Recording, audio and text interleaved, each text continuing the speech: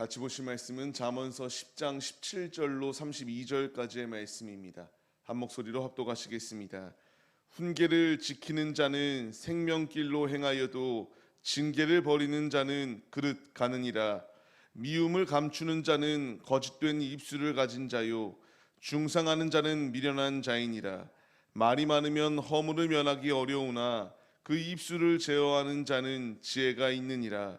의인의 혀는 수는과 같거니와 악인의 마음은 가치가 적으니라. 의인의 입술은 여러 사람을 교육하나 미련한 자는 지식이 없어 죽느니라. 여호와께서 주시는 복은 사람을 부하게 하고 근심을 겸하여 주지 아니하시느니라. 미련한 자는 행악으로 낙을 삼는 것 같이 명철한 자는 지혜로 낙을 삼느니라. 악인에게는 그의 두려워하는 것이 임하거니와 의인은 그 원하는 것이 이루어지느니라. 회오리 바람이 지나가면 악인은 없어져도 의인은 영원한 기초 같으니라. 게으른 자는 그 부리는 사람에게 마치 이의 식초 같고 눈의 연기 같으니라. 여호와를 경외하면 장수하느니라. 그러나 악인의 수명은 짧아지느니라. 의인의 소망은 즐거움을 이루어도 악인의 소망은 끊어지느니라.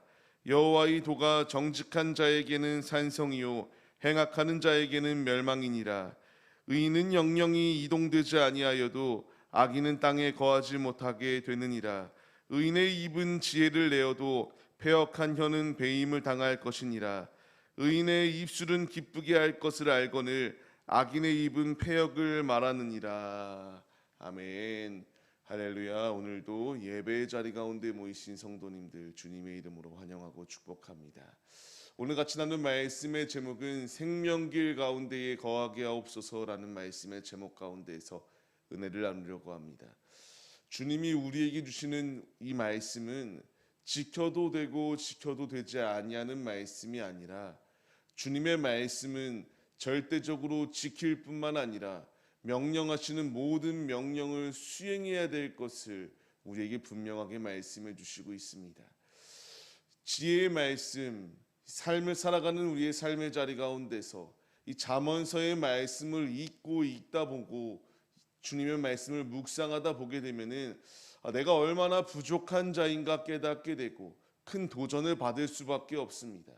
오늘 말씀을 보게 되어도 주님께서 우리에게 주시는 크신 도전이 있습니다. 이 광활한 말씀 가운데서 핵심 포인트 몇 가지만 잡고 같이 은혜를 나누려고 합니다. 우리에게 필요한 것은 사망의 길로 가는 것이 아니라 생명길 가운데에 나아가는 믿음의 모습이 우리에게 있어야 됩니다. 주님은 우리에게 말씀하십니다. 주님의 말씀을 지키는 자가 생명길로 가는 자다라는 것을 분명히 말씀하십니다. 하나님께서 내게 명령하시는 모든 명령을 거부하느니 명령대로 살지 아니하는 이에게는 생명이 없습니다. 오늘 말씀을 통하여서도 주님이 우리에게 분명히 말씀하시는 것, 주의 말씀 가운데 거할 때여야지만이 생명이 예비되어져 있다. 주님의 말씀을 부정하는 이에게는 생명이 끊어지고 그 땅 가운데에 거할 수 없다라는 것을 분명히 말씀하십니다. 우리가 생명길 가운데 거할 수 있는 분명한 비결, 그 답은 주님의 말씀을 지키고 말씀대로 행하는 자여야지만이 그 길이 주님이 예비하여 주신 생명길이다라는 것을 말씀해 주세요.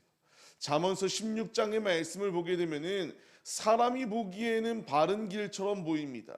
너무나 정답처럼 보이는 그 길이 있다 할지라도 하나님의 말씀과 상관없는 그 길은 사망의 길이다라는 것을 분명하게 우리에게 말씀해 주십니다. 우리에게 필요한 것은 주님이 어떠한 말씀을 내게 주신다 할지라도 그 말씀 가운데에 깨달음을 얻고 말씀대로 순종하는 자여야지만이 생명의 길 가운데 거할 수 있다라고 말씀하시는 주님의 음성을 우리가 깨달아야 됩니다. 주님께서 계속하여 우리에게 말씀하십니다. 역다의 말씀을 통하여서도 주님의 경고하심을 듣지 아니하는 이에게는 멸망밖에 없다라는 것을 분명히 말씀하십니다. 거듭 주님이 우리에게 강조하시는 것, 말씀, 주님이 명령하시는 모든 그 훈계의 말씀을 듣지 아니할 때에는 심판과 책망과 영원한 형벌밖에 없다. 주님의 말씀대로 삶을 살아갈 때에지만이 주님 안에서 생명의 길 가운데 거할 수 있다는 것을 우리에게 말씀하십니다. 간절히 바라옵기는 우리의 삶의 자리 가운데서 무수히 많은 훈계의 말씀들, 성경 66권의 말씀을 통하여 또한 내가 주님께 기도하고 내 안에 성령께서 내주하고 계시기 때문에 주님께서 우리에게 말씀하여 주시고 조명하여 주시는 것들이 너무나 많이 있습니다. 그 말씀을 우리가 부정하여서 책망의 자리 가운데 서는 것이 아니라 주님의 말씀 안에 거하여 생명길 가운데 거하는 우리 모든 심령들이 되시기를 주님의 이름으로 축원합니다. 이어서 주님이 우리에게 말씀하십니다. 앞전 10장 말씀을 통하여서도 주님이 우리에게 말씀하시는 것처럼 입에 그 모든 말들을 주의해야 된다는 것을 우리에게 말씀하십니다.